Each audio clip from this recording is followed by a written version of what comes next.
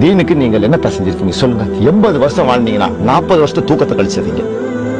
ஒரு நாளைக்கு பாதி தூங்கிடுறீங்க தான், மிச்சம் 25 வயசு வரைக்கும் அறியாத ஒரு வாழ்க்கையில ஓட்டிடுறீங்க. 15 வருஷம் தான் இருக்கு.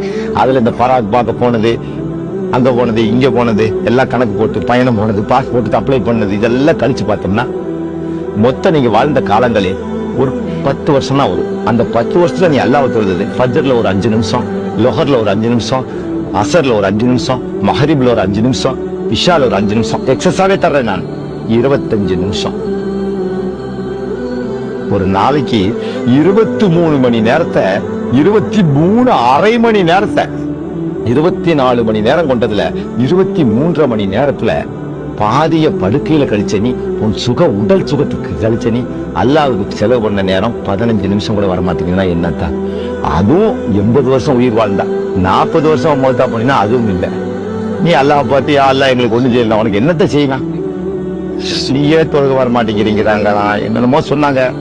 பிளீஸ் தான், நான் உங்களை குறை சொல்ல, திரும்பி நடங்கட்டா. மகத்துவம் ஆயாத்தா, நம்மளும் கொஞ்சம் ஆண்டவனுக்கு விசுவாசமா நடக்கணும்ல. சும்மா தொப்பி போட்டா அப்படி போதுமாட்டா? இப்ளீஸ் கூட தான் சஜ்ஜா செய்யாது. But what is your contribution to இஸ்லாம்னு கேட்டா நோ. ஏன் வயசுல பார்த்தா, இந்த வயசுல நான் அழகா ஸ்கூட்டர்ல ஒரு பொம்பளை வச்சுக்கிட்டு ஜாலியா சுத்துற வயசு தான். 4 பொம்பளை வச்சுக்கிட்டு நான் ஜெயில கம்பி எண்ணிக்கிட்டு இருக்கிறேன். எதுக்குத்தா? ஏன் தக்தீரா?